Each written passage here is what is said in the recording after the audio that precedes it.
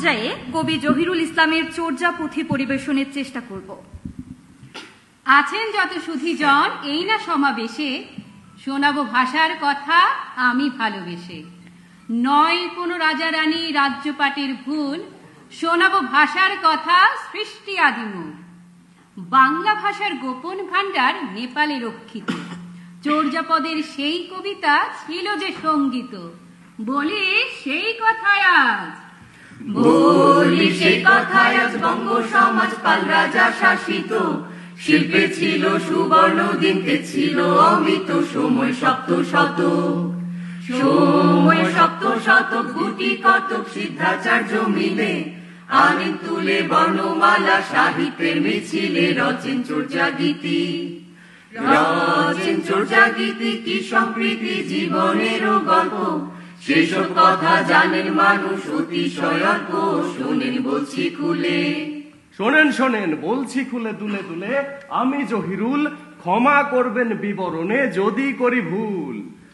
শোনেন বলছি খুলে দুলে দুলে, আমি জহিরুল, ক্ষমা করবেন বিবরণে যদি করি ভুল। কবিগণের কথা, কবিগণের কথা যথা তথা রয়েছে উল্লেখ, 24 জনে মিলে রচেন অমিয় বই এক। যাত্রা শুরু হলো, যাত্রা শুরু হলো কি উজ্জ্বল বাংলা সাহিত্য।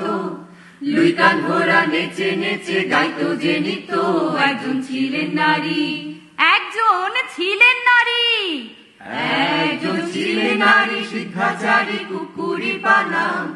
পূর্ববঙ্গে জন্মেছিলেন এই জানি তার ধাম। লেখেন চারখানা পদ, লেখেন চারখানা পদ, দিলের রসদ জুগিয়েছেন তাতে।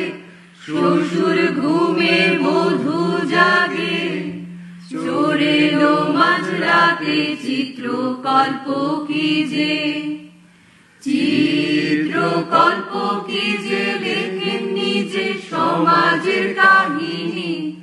মহীয়সী নারীর কাছে বাংলা ভাষারিণী এরপর অমানিসা, এরপর অমানিসা পথের দিশা হারালো কবিতা।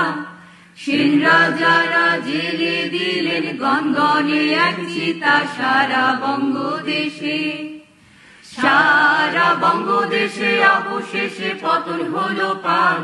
প্রাণের ভয়ে কবিরা সব অস্থির উত্তাল। খোঁজেন আশ্রয় তারা, খোঁজেন আশ্রয় তারা, গৃহহারা যত কবি কুল। 11 শতকে এসে কবিরা উন্মূল। শুরু পিছে হাঁটা, শুরু পিছে হাঁটা, পথের কাটা নতুন রাজা সেন। বৌদ্ধ কবিগণের লেখা সবই মুছে দেন। আহা কি যে ক্ষতি, আহা কি যে ক্ষতি, আহা কি যে ক্ষতি, কি দুর্গতি নেমে এলো দেশে। নেপালে পালালো তারা ভয়ে অবশেষে। তাই তো চর্যা গীতি, তাই তো চর্যা গীতি ভাষা রীতি বন্দী হয়ে থাকে 1000 বছর রাজ দরবারে।